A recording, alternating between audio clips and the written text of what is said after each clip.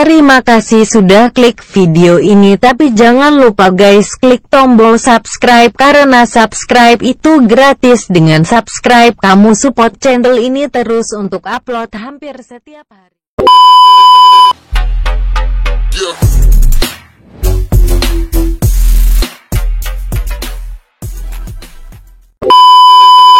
Jadi sosok beliau ini saya kenal itu dulu itu di pantai Pelabuhan Ratu.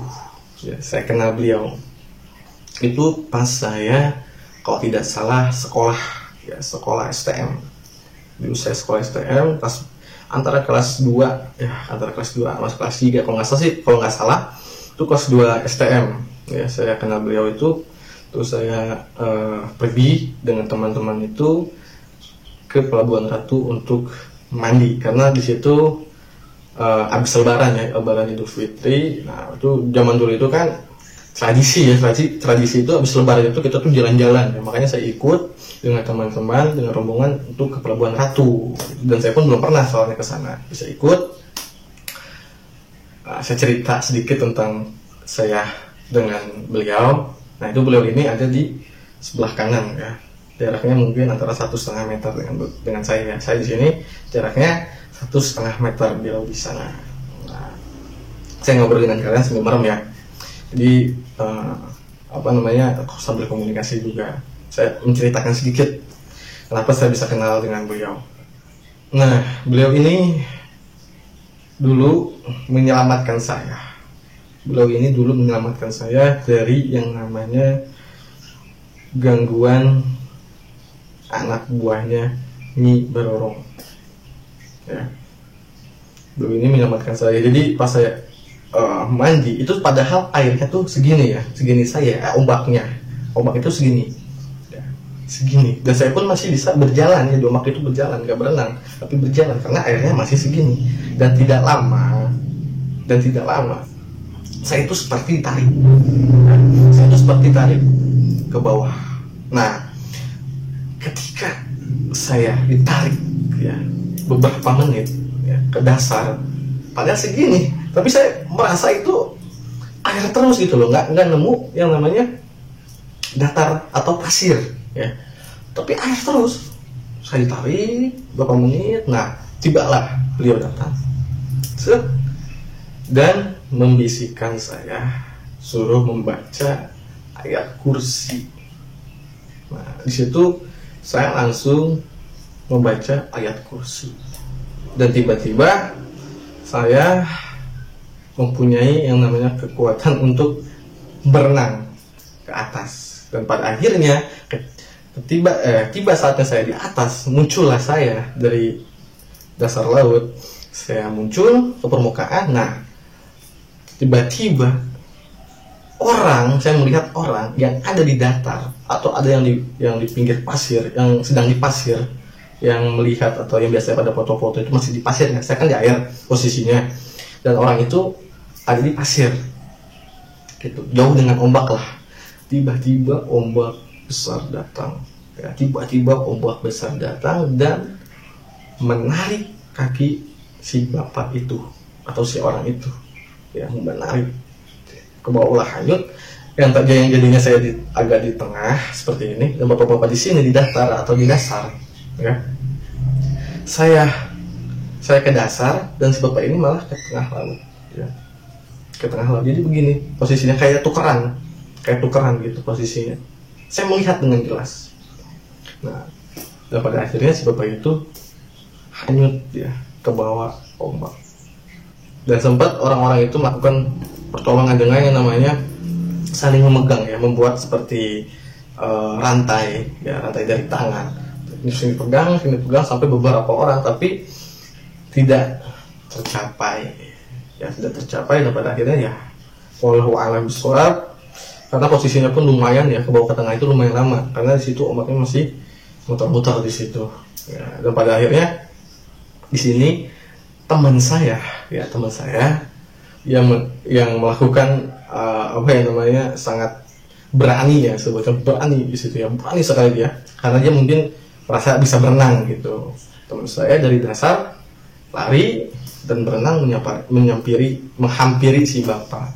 Nah, di situ si bapak itu bisa terselamatkan, walaupun lama, itu mungkin hampir 1 jam ya, hampir 1 jam. Karena yang bikin lamanya itu, menurut teman saya ini, dia bilang si bapaknya itu tidak bisa diam.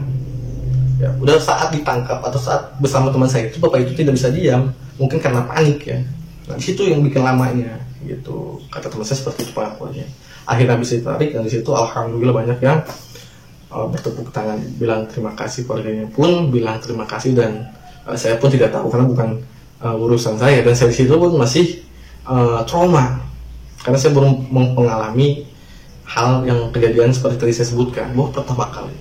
Nah, singkat cerita, setelah saya diselamatkan, diberi tahu suruh membaca ayat kursi oleh yang satu jagat, saya pulang, dan di situ pulang saya masih ada gangguannya itu apa? Saya disuruh ke pantai lagi, dan di pantai itu dalam mimpi saya dipanggil nama saya di dalam pantai. Tapi di pantai itu tidak ada siapa-siapa, cuma ada ombak saja ya. Saya dipanggil beberapa kali, dan saya pun mencari dari suara tersebut, tapi tidak ada satu orang ya. Saya cari, dan pada akhirnya saya disuruh masuk atau dipanggil ke sini ya, ke arah tengah laut. Ya, di situ tetap saya berdiam diri di dataran atau di pasir ya. Saya masih berdiam diri, dan saya masih kebingungan gitu. Suara siapa dan saya di mana? Itu dalam mimpi seperti itu. Dan pada akhirnya di situ saya terbangun ya, dan saya sangat lemas ya, lemas banget badan, semua badan itu sangat lemas terasa. Sampai beberapa menit saya memulihkan diri untuk bangun, baru deh mulai beraktivitas. Itu luar biasa, pengalaman yang luar biasa. Nah, setelah STM lulus, saya mencari guru-guru spiritual yang lainnya. Nah, singkat cerita, saya diajak ke suatu tempat, di mana tempat itu ada perempuan atau ibu-ibu ya, spiritual juga.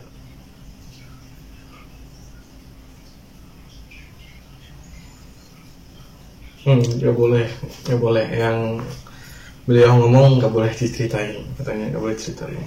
Ya, jangan dulu ceritain, nggak boleh. Kata dia begitu. Karena ini pengalaman saya sendiri dengan beliau. Jadi sangat luar biasa ini, sangat luar biasa. Pengalaman sangat luar biasa dalam arti sangat berharga lah bagi saya. Gitu, sangat berharga, dan banyak keanehan yang saya alami. Dan kata beliau, pas saya mau menceritakan ke kalian, kata beliau itu jangan dulu diceritakan. Jadi saya mau bertanya ya, ke beliau tentang yang namanya Nyi Roro Kidul, atau banyak orang yang sebut Bunda Ratu Kidul ya, Bunda Ratu Kidul yang ada di pantai selatan ya. Ini saya akan bertanya ke beliau karena banyak di YouTube ya, konten yang seperti ini yang sedang naik daun. Bukan berarti saya ingin sama seperti mereka naik daun, tidak. Tapi saya akan bertanya ke beliau ya, apakah benar konten-konten yang di YouTube itu ya. Jadi saya akan bertanya ke beliau, dan hasilnya pun akan saya berikan ke kalian. Jadi, dan gini loh, kalian itu harus bisa membedakan antara yang asli, real, dengan yang tidak real atau yang namanya settingan gitu loh. Jangan sampai kalian itu beranggapan yang settingan itu real, yang real itu settingan. Jangan sampai seperti itu. Dan untuk kalian yang kontennya spiritual tapi itu settingan dan mengatasnamakan itu real, kalian harus hati-hati dan tanggung jawab. Setiap orang yang percaya ke konten kalian, itu kalian sudah membohongi publik ya. Itu sudah membohongi publik ya. Dan setiap orang yang kalian bohongi, akan kalian terima yang namanya balasan yang buruk untuk kalian ya. Langsung aja saya akan bertanya tentang yang namanya Nyi Boro aja dulu ya. Saya akan bertanya namanya Nyi Boro. Nyi Boro itu siapa sih? Dan di mana? Dan apa sih itunya, posisinya atau tingkatannya seperti apa? Saya akan bertanya ke beliau dan hasilnya akan saya berikan ke kalian tanpa mengurangi sedikit pun. Jadi kalian harus nyimak ya. Harus nyimak. Saya akan bertanya.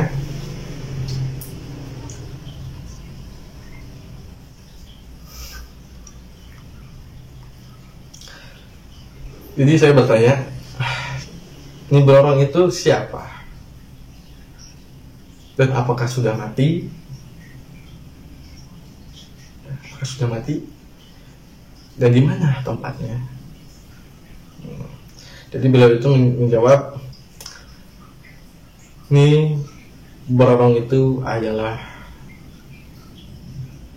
ratu dari kerajaan yang selalu menyerupai Nyi Ratu Kidul. Ya. Dia selalu menyerupai Nyi Roro Kidul. Apakah sudah mati? Kata saya. Belum. Beliau akan terus hidup atau hidup sampai yang namanya akhir zaman. Ya. Kata beliau begitu. Di mana posisi beliau? Nah, jadi posisi beliau itu tidak jauh dengan kerajaan Nyi Roro Kidul. Makanya Nyi Boro ini selalu menyerupai atau mengganggu manusia dengan menyerupai Nyi Ratu Kidul atau Bunda Ratu yang ada di pantai selatan. Seperti itu kata beliau, seperti itu. Apa yang suruh masuk ke saya ya? Iya yang langsung ngomong ke kalian ya, gitu. Kalau begitu ya lebih enak ya. Nggak mau dia, nggak mau. Dia nggak mau. Saya tawarin nggak mau dia, takut menyakiti katanya, takut menyakiti saya. Dia bilangnya begitu, takut menyakiti saya, takut merasa ada yang sakit di saya, kata dia begitu. Jadi takut menyakiti lah bahasanya, takut menyakiti saya kalau saya dimasukin beliau. Padahal kan beliau positif ya, tapi beliau ngomongnya seperti itu, takut menyakiti saya. Makanya dia bilang nggak mau. Saya akan bertanya, apakah Nyi Ratu Kidul itu gampang untuk ditemui? Gitu ya.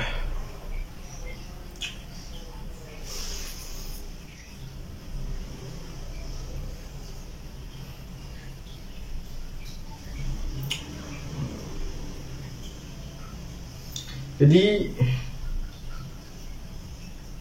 Nyi Ratu Kidul atau Bunda Ratu Kidul itu, yang biasa disebut Bunda Ratu ya,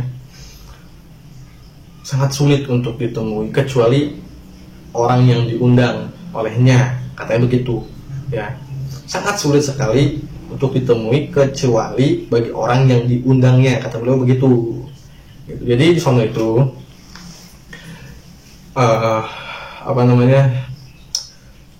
saya menceritakan sedikit yang tadi dilarang ya oleh beliau. Kan saya mau cerita tadi nih ya, cuma dilarang oleh beliau. Saya cerita sedikit, saya bocorkan sedikit. Jadi untuk ke istana Nyi Ratu Kidul itu atau bertemu dengan beliau itu, kita harus melewati yang namanya gerbang atau pintu. Itu lebih banyak ya, bukan ratusan, mungkin ribuan tuh pintu jalan itu ya.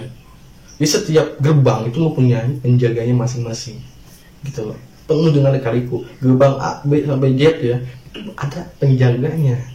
Dan kita itu harus mempunyai identitas. Dalam arti kita itu harus mempunyai suatu, apa ya sebutnya ya, identitas lah.